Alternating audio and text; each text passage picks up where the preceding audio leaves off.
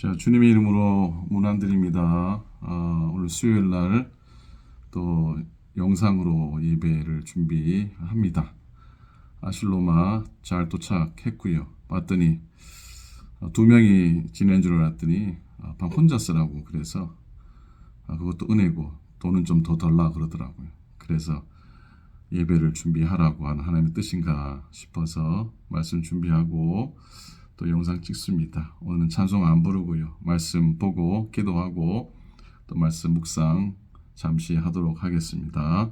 자, 우리 하나님의 말씀을 먼저 읽었으면 좋겠습니다. 데살로니가전서 2장 1절부터 8절까지 말씀입니다. 제가 읽어드리겠습니다. 형제들아, 우리가 너희 가운데 들어간 것이 헛되지 않은 줄을 너희가 친히 아나니, 너희가 아는 바와 같이 우리가 먼저 빌립보에서 고난과 능욕을 당하였으나 우리 하나님을 힘입어 많은 싸움 중에 하나님의 복음을 너에게 전하였노라. 우리의 권면은 간사함이나 부정에서 난 것이 아니요 속임수로 하는 것도 아니라 오직 하나님을 옳게 여기심을 입어 복음을 위탁받았으니 우리가 이와 같이 말함은 사람을 기쁘게 하려 함이 아니요 오직 우리 마음을 감찰하시는 하나님을 기쁘시게 하려 함이라. 너희도 알거니와 우리가 아무 때에도 아첨하는 말이나 탐심의 탈을 쓰지 아니한 것을 하나님이 증언하시느니라. 또한 우리는 너희에게서든지 다른 이에게서든지 사랑하는 사람에게는 영광을 구하지 아니하였노라. 우리는 그리스도의 사도로서 마땅히 권위를 주장할 수 있으나 도리어 너희 가운데서 유순한 자가 되어 유모가 자기 자녀를 기름과 같이 하였으니 우리가 이같이 너희를 사모하여 하나님의 복음뿐 아니라 우리의 목숨까지도 너에게 주기를 기뻐함은 너희가 우리의 사랑하는 자 됨이라. 아멘. 아멘. 노래 하나 불러드리겠습니다. 잘하시는 노래입니다. 사랑하는 마음보다 더 좋은 건 없을걸.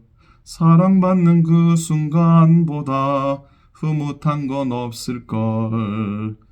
사랑의 눈길보다 정다운 건 없을걸. 스쳐가는 그 손끝보다 짜릿한 건 없을걸. 이 노래가 오늘 말씀의 제목입니다. 사랑하는 마음보다 더 좋은 건 없을걸. 그래서 한번 노래를 시원찮지만 불러보았습니다.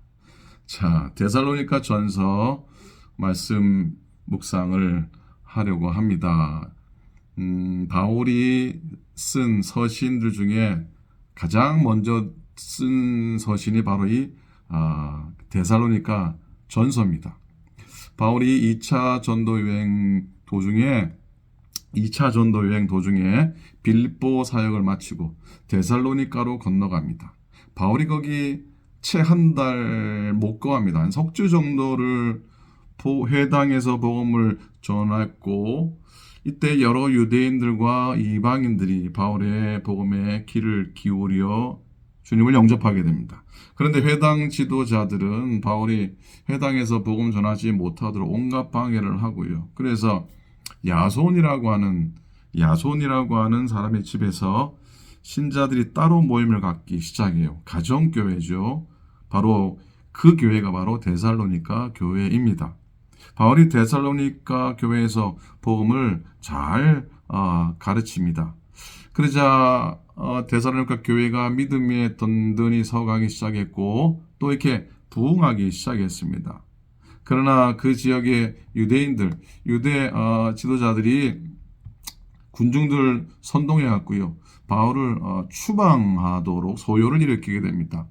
그래서 그 가정교회의 주인장 되는 야손과 일부 신자들이 선동된 폭도들에게 잡혀서 끌려가게 됩니다.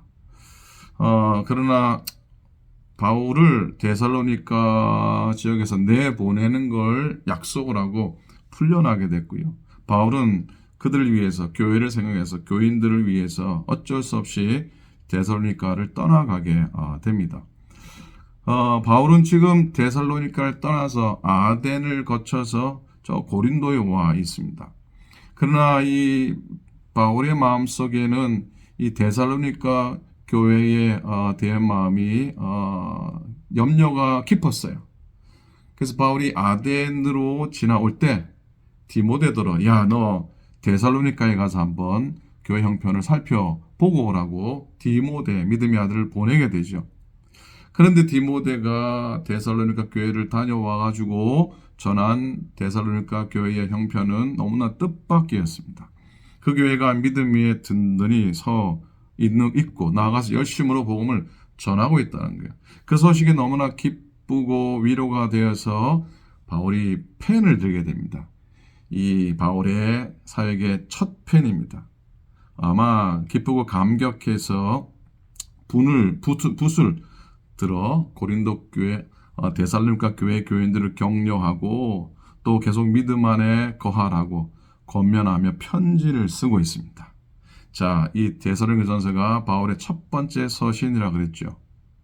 자, 이 교회를 향한 바울의 사랑이 참 깊었던 것 같습니다. 편을 들게 되고 이 바울의 거룩한 필력에 불을 지핀 교회가 바로 이 데살로니가 교회였고 그 이후로 바울의 손을 통해 탄생된 많은 서신들은 우리의 신앙에 또 기독교 신학의 토대가 됩니다. 데살로니가 교회가 그것만 해도 공헌을 아주 크게 했다고 볼 수 있습니다. 자, 이 전서 중에 오늘 2장의 말씀은 특별히 바울이 데살로니가 교회에서 사역하면서 어떻게 사역했는지 또 그 말씀을 통해서 우리가 주님의 사역을 감당할 때 어떻게 하는 것이 바람직한 사역자의 태도인가를 발견해 봅니다. 첫 번째로 섬김과 사역이 헛되지 않는다는 믿음. 괜찮으시면 따라 하시겠습니까? 섬김과 사역이 헛되지 않다. 수고하고 애썼는데 이게 헛되다 그러면 얼마나 좀 허무하겠습니까? 1절에 형제들아 우리가 너희 가운데 들어감이 헛되지 않은 줄을 너희가 친히 아나니라고 말씀하고 있습니다. 비록 짧은 기간이지만 데살로니가 교회를 최선을 다해 복음을 전했고 핍박 가운데 도망치듯이 이 지역을 떠나와야 했고 충분한 복음을 전하지 못했다고 생각했고 또 복음을 받아들인 사람들이 충분히 양육을 받지 못했다고 생각을 한 것이죠. 인간적으로 보면은 열매를 맺지 못했을 것이라고 생각했는데 그 데살로니가 교회 소식을 듣고 보니까 자기의 수고와 자기의 애씀이 헛되지 않다는 것을 헛되지 않았다는 것을 확신을 하게 됩니다. 사실 바울이 개척하고 한 달, 이건 교회가 세워질 수 없는 그런 상황이요, 그런 기간인데 또 누구 하나 돌봐주는 사람이 없는데도 불구하고 믿음 위에 굳게 서 있었고 자기 믿음 지탱하기도 힘든데 형편이 어려운 사람들에게 복음을 전하고 있다는 소식. 바울의 마음속에는 주님의 사역에는 결코 헛됨이 없구나. 주님을 섬기는 사역에는 결코 헛됨이 없구나라는 것을 바울은 깊이 고백을 하고 펜을 들었던 것이죠. 자, 솔직히가 아니고 일찍이 솔로몬이 이런 고백을 하죠. 말년에 깨달은 고백 중에 하나가 헛되니 모든 것이 헛되다. 물론 그 고백에는 참 많은 것들이 담겨져 있긴 하지만 사람이 해 아래에서 수고하는 모든 것이 헛되고 허무하고 땀 흘려 애쓰고 노력하지만 자기가 바라는 대로 되지 않은 것, 자기의 기대대로 채워지지 않은 인생을 바라보고 한 이 나이 많은 솔로몬의 고백인데 그러나 주님의 일은 다르다고 믿습니다. 결코 헛됨이 없는 줄로 믿습니다. 그 끝이 결코 허무함으로 매듭되어지지 않는다고 믿습니다. 시편 126편에 눈물을 흘리며 씨를 뿌리는 자는 기쁨으로 거두리로다. 울며 씨를 뿌리러 나가는 자는 정령 기쁨으로 그 단을 가지고 돌아오리로다. 아멘. 말씀하신 그 말씀을 붙잡기를 원합니다. 자, 두 번째로요.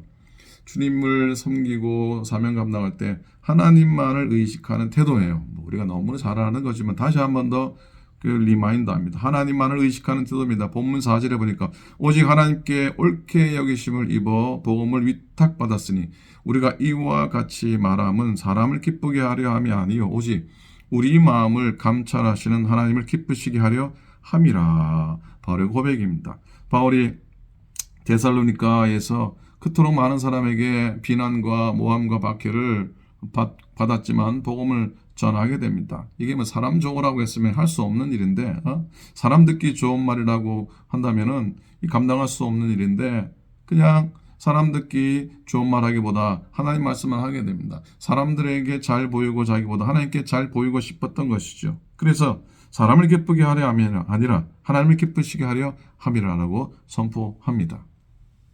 사실 사람의 심리 가운데 재미난 심리가 있는데 어느 심리학자가 이런 실험을 했답니다. 남자 육상 선수를 관중석이 없는 상태에서 달리기에서 기록을 쟀습니다. 그 다음에 관중석에 남자들만 시커먼 남자들만 앉혀놓고 했더니 그래도 기록이 한 20% 향상이 됐답니다. 근데 그 관중석에 이쁜 여자들만 다 앉혀서 경기를 시켰더니 어떻게 해요? 무려 기록이 50%가 향상이 됐답니다. 여러분, 사람은 어쩔 수 없나 봅니다. 남들에게 잘 보이고자 하는 마음이 있는 건 분명한 것 같아요. 이렇게 볼 때 자아를 둘로 나눌 수 있다고 합니다. 첫째는 실제의 나, 그리고 또 하나는 보여지는 나. 실제의 나와 보여지는 나. 실제의 나는 나 혼자 있을 때에 행동하는 나이고, 보여지는 나는 다른 사람을 의식해서 행동하는 나라 생각할 수 있습니다. 그죠? 이 실제의 나와 보여지는 나가 어떻게 완벽하게 일치할 수는 없을 겁니다. 그러나 이 실제하는 나와 보여지는 나가 비슷할수록 그 사람은 성숙한 사람입니다. 반대로 이 실제의 나와 보여지는 내가 다르면 다를수록 좀 미숙한 사람이라고 할 수 있습니다. 지나치게 사람들을 의식하다가 실제의 자기를 잃어버릴 수 있다는 것이죠. 여러분, 그러나 우리들에게는 하나님만 의식할 수 있는 성숙한 태도로 섬길 수 있기를 부탁을 드립니다. 자, 셋째로요. 주의 사명을 감당할 때 제일 중요한 거죠. 지난 주일 말씀 나눌 때도 제일 마지막에 무슨 말씀이었습니까? 사랑하는 마음, 하나님 사랑하는 마음으로 살아갈 때 모든 상황을 감당할 수 있는 힘을 얻을 수 있다고 말씀을 드렸었는데 기억나시죠? 오늘 말씀의 결론도 비슷합니다. 사랑하는 마음으로 섬기라. 오늘 8절 말씀입니다. 우리가 이같이 너희를 사모하여 하나님의 복음뿐 아니라 우리의 목숨까지도 너에게 주기를 기뻐함은 너희가 우리의 사랑하는 자 됨이라. 그렇게 바울이 고백하고 있습니다. 바울은 정말로 데살로니가 교인들을 사랑했어요. 바울은 짧은 기간 동안 섬겼지만은 그 짧은 기간 동안 복음을 전하고 결신자를 얻고 가정교회를 세우고 교제하고 어쩔 수 없이 떠나왔기 때문에 교인들에 대한 사랑은 참 지극했다고 볼 수가 있습니다. 편지를 쓴다는 게 지금도 편지를 쓴다는 게 쉽지 않다기보다도 정말 깊은 애정이 있거나 특별한 경우에 우리가 손편지를 쓰지 손편지 쓸 일이 그다 있습니까?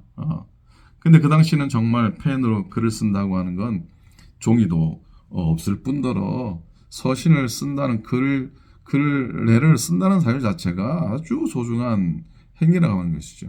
그 행위를 바울이 데살로니가 교회를 향해서 하게 되는 건 그들을 향한 깊은 사랑 때문입니다.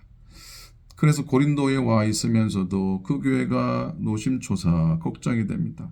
디모데를 보내놓고 더디 오니까 학수고대합니다. 그리고 막 태동한 교회, 이제 막 시작한 교회니까 또 얼마나 걱정이 어떻겠습니까? 그 교회가 이제 믿음 안에 든든히 서고 또 복음의 열정을 가지게 됐으니까 바울은 너무나 기뻤던 것이죠. 자, 우리가 주의 사명 감당할 때 사랑으로 해야 됩니다. 사랑이 사람들의 관심을 그렇기 때문입니다. 사랑이 사람들의 마음을 열기 때문입니다. 여러분, 한 걸음 한 걸음 더 나아가서 사랑이 사람을 변화시키기 때문입니다. 다른 방법으로는 사람의 마음 속에 복음을 전할 수가 없습니다. 그래서 사랑으로 주의 일을 해야 하는 줄 믿습니다. 이렇게 애를 쓰기를 바랍니다.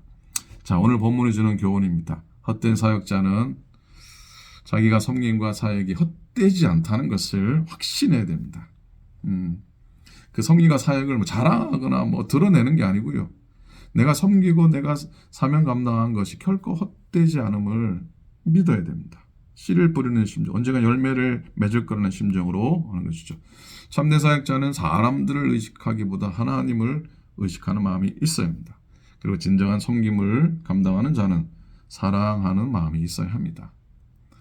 이들이 귀한 열매를 거두고 하나님께 영광이 되고 그들 자신에게 큰 기쁨이 되는 줄로 믿습니다.